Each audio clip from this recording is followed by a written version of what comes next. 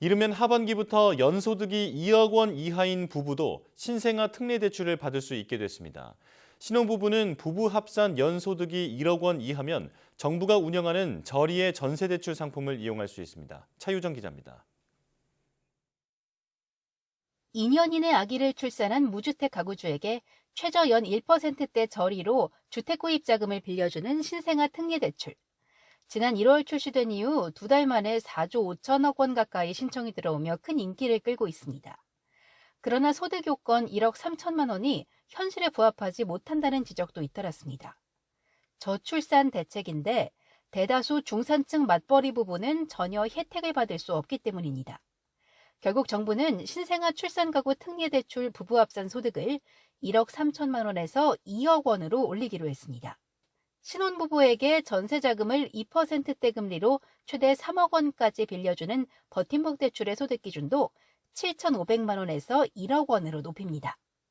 결혼장려 정책에 부부 합산 소득이 적용돼 혼인신고를 하면 오히려 불리해지는 현실을 반영했습니다. 일부 정부 지원 사업의 기준이 신혼부부에게는 오히려 결혼 페널티로 작용한다는 청년들의 지적이 있습니다. 이번에는 이를 확실하게 바꾸겠습니다. 근로장려금 부부 합산 기준도 3,800만 원에서 4,400만 원으로 완화합니다.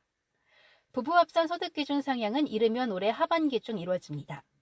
비혼과 저출산이 매우 심각한 상황에서 이번 소득 기준 현실화를 긍정적으로 보는 시각이 많습니다. 고금리가 지속되는 상태에서 분양 원가가 올라가서 연소득 1억 3천만 원이라는 신생아 대출은 너무 낮은 감이 있었습니다. 근데 이번에 정부가 2억까지 늘린 것은 현실을 좀 감안한 정책이 아닌가 생각이 됩니다. 다만 실제 출산율 제고를 위해선 단발적인 부동산 정책뿐 아니라 근본적인 대책이 병행돼야 한다는 견해도 있습니다.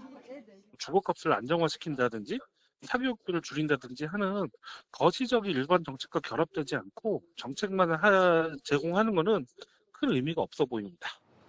이와 함께 앞으로 재원을 마련하고 늘어날 가계부채를 관리해야 하는 일도 정부가 해야 할 과제입니다.